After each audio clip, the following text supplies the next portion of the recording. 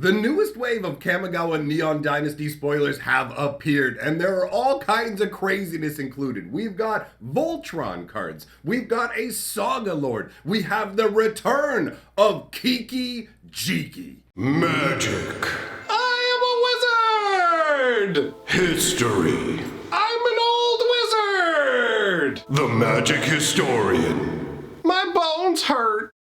Greetings, owners of fine luxury cardboard rectangles. My friends, I hope the day finds you well because we have gathered to talk about another wave of Kamigawa Neon Dynasty spoiler goodness. And there are some pretty eye-opening cards in this list. Now, before we dive in, just want to mention once again the Brothers War lore video, my favorite story in all of Magic. It will be linked at the end of the video on screen for your enjoyment. That out of the way, let us dive in to the goodness. Alright, so the first card we're going to be looking at is actually the Voltron card. This is Mech Titan Core. So this is a 2 casting cost artifact vehicle. It is a 2/4 with crew of 2. So all on its own, it is pretty underwhelming. But its main ability, pay 5, exile Mech Titan Core and 4 other artifact creatures and or vehicles you control. Create Mech Titan, a legendary 10/10 construct artifact creature token with flying, vigilance, trample, lifelink, and haste that's all colors. When that token leaves the battlefield, return all cards exiled this way to the battlefield tapped, except for the Mech Titan Core. So, this is a really funky concept. If you're somebody who likes Voltron, or I guess newer iterations of it like Power Rangers, something like that, you may find this to be particularly cool. And I have to admit, while I'm not a huge mech guy in terms of Magic the Gathering, and I have said that I didn't like previous ones, this one is really cool to me. The whole idea of assembling mechs into a big mech lord is always a cool concept. Watching the Voltron Tigers all come together and turn into the gigantic man beast was just fantastic to me. I loved it. He's got his big honking sword and he's just gonna lay waste to all the enemies of mankind. It's just fun. I like it, right? So this is a cool way to give a nod to those like ultra mech concepts. And it's interesting that the core itself doesn't return. Obviously it'd be too powerful, right? If the core came back, it could just be like, whoa, I'll make this token, feed it into the meat grinder, boom, I'll use the core again. But it's cool that this core can pull together any basically like artifact creatures that you have kicking around or vehicles and combine into this gigantic smashy mech lord. That's fun, right? So let us move on. The next card we're going to talk about is Massive Revival from your graveyard. This card is called Brilliant Restoration, and it does have quite a hefty casting cost. We're looking at 4 white and 3. But with an effect like this, you really do want to restrict down who can pull it off. So I have to say that this casting cost feels appropriate. 7 mana is a lot of mana, but look at what the spell does. It returns all artifacts and enchantment cards from your graveyard to the battlefield. That is an incredibly powerful effect and clearly is a asymmetrical effect in the fact that it doesn't affect your opponent whatsoever, right? So you're getting all your stuff back, they're getting nothing. You can use this to set up for crazy game-winning turns. The flavor text says, "We've done our best to heal this land together, but now I must entrust the future to my sister. She will carry our dreams forward into the sunrise." And that's from Michiko Konda's journal. So this is talking about Kyodai basically restoring Kamigawa the way things should be overall. And this is a very cool and powerful spell. And speaking of cool, let's take a look at the Saga Lord. This is a wild concept. 1 green and 1 white gets you a 1/3 legendary human druid. And it has the ability tap, put a lore counter on each saga you control, activate only as a sorcery. Accelerating sagas isn't the only power that Satsuki has. There is also the death trigger that says, choose up to 1. Return target saga or enchantment creature you control to its owner's hand, or return target saga card from your graveyard to your hand. So this will allow you to get additional uses out of your sagas, either returning one that's in play to your hand to get more use out of it, or one that's already had its entire journey and been sent off to the graveyard back to your hand. This is a cool design for a creature overall. It's a funky little kind of side piece in terms of this isn't going to kick down the doors in standard. It's not really going to blow your mind, but if you're somebody who loves sagas, this is a great tool to use them. And if you want to build a saga commander deck, well, now you have essentially a saga commander. So I really dig the concept behind this card. Another thing that I really like about Satsuki is the artwork. I find it to be very striking. It's quite colorful. I love her standing there with her arms outstretched, holding these fans, and you've got all of these arcane words flowing around her, perhaps stories and sagas, because she is the living lore, right? That is a really cool concept. After that, we've got Invoke Justice. This is crazy. 4 white and 1 for a sorcery that says, return target permanent card from your graveyard to the battlefield, then distribute 4 +1/+1 counters among any number of creatures and or vehicles target player controls. So this is an interesting beast. First of all, getting to resurrect a creature for 5 mana and getting 4 +1/+1 counters on top of it, that is very strong to me. But I also like the fact that it targets players as opposed to creatures. So you don't even have to have any permanence in your graveyard when you play this. It doesn't even just automatically bring back a creature. You can bring back any permanent, put the counters on your creatures you already have out, but you don't have to worry that if you go, oh, you know what, I'm going to try and target this one creature with this spell. I'm going to bring back this card from my graveyard. I'm going to do this. Oh, you know what, I know who you're targeting. I'm going to destroy them in response. But it doesn't really work that way, right? You get to distribute the counters when the spell is resolving. And that means your opponent has to decide who to destroy before you put the counters on. So if they want to do some kind of little red burn maneuver, they have to burn the creature before you put the counters on it, which means you can just put the counters elsewhere. So to me, this is a very versatile revival card, and another one where it's very solid to have restricted it this way to mono white so strongly. Now, we have some epic sagas to take a look at. So let's start out with Tribute to Hirobi, all right? This is 1 black and 1 for, on the first glance, what appears to be a weird saga. Its first ability is each opponent creates a 1/1 black rat rogue creature token. And then when you get to the third ability, you're just exiling this card and flipping it. It's coming back as Echo of Death's Wail. And that's when you realize why it matters to be giving your opponent those rat tokens. Because when Echo of Death's Wail enters the battlefield, you gain control of all rat tokens.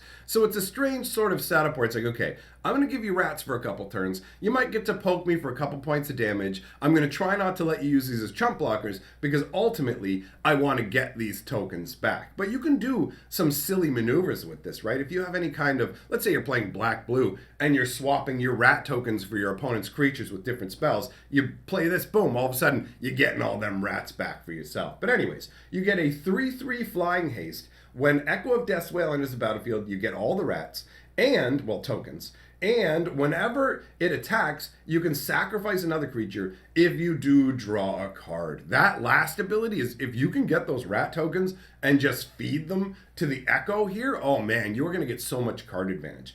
And I really love the concept here, right? You have this sort of Hirobi sake bottle with the little sake cups on the first side, and then when you get to this other side, you can see the sake cups have been smashed up. Now this somewhat does feel like Hirobi, because Hirobi is a spirit centered around death. The original version of him basically allowed you to destroy any creature that got targeted had to be sacrificed. So Hirobi really did lead to a bunch of creatures getting wiped out, and that tradition continues in this way, but it doesn't really line up exactly the same way with Hirobi, the way the next saga we're going to talk about does. So we're going to look at Fable of the Mirror Breaker, and this saga does a really, really good job of lining up with the legendary creature that it is in tribute to, okay? So, Fable of the Mirror Breaker is 1 red and 2. Its first ability is create a 2/2 red Goblin Shaman creature token with, whenever this creature attacks, create a treasure token.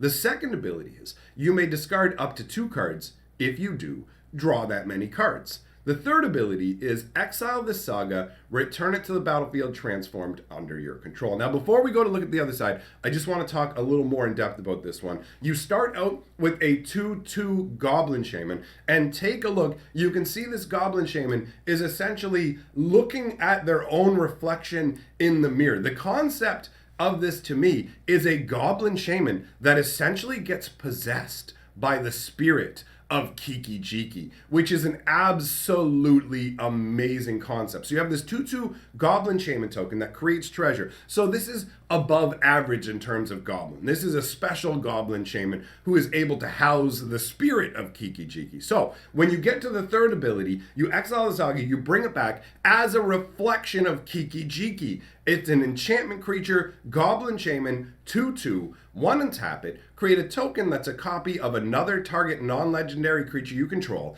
except it has haste, sacrifice it at the beginning of the next end step. So, aside from having to pay 1 and tap to use this ability, this is pretty much a Kiki-Jiki Mirror Breaker. Obviously, it is a reduced power version, right? It's not quite as insane, partially down to the fact that you have to flip it, partially down to the fact that you have to pay 1 and tap it to activate its ability. But it is incredibly close to Kiki-Jiki. And Kiki-Jiki is a fan favorite. There are a ton of people who are going to be super stoked about this card. And honestly, it feels really powerful and really cool. I love the idea of a goblin shaman like 1,000 years in the future being taken over, infused with the spirit of Kiki-Jiki. Like he stares into the mirror and then one day the image in the mirror actually starts to shift and change and it's not him anymore. And slowly as he stares into this mirror, he sees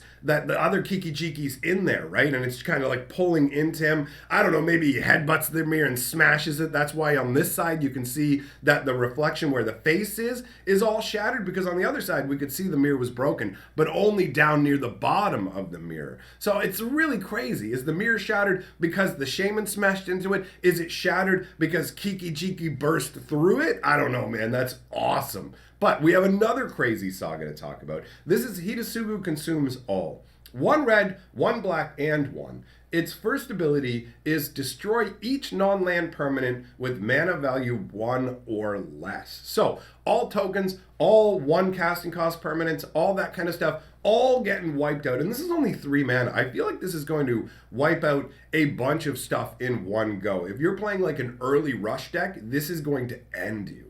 Its second ability is exile all graveyards.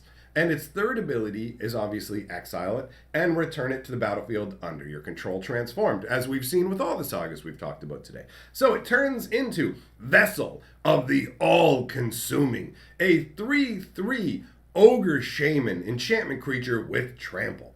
Whenever Void of the All-Consuming deals damage, put a +1/+1 counter on it. And whenever Vessel of the All-Consuming deals damage to a player, if it's dealt 10 or more damage to that player this turn, they lose the game. So ultimately, when you look at this, you may be going, whoop-de-doo, dude. It's just a 3/3 trampler. Who really cares about that? Well, the fact of the matter is, its earlier abilities are going to clear the way for it. It's going to feed all the little creatures, all the little tokens that get made at the beginning into the graveyard out of this way.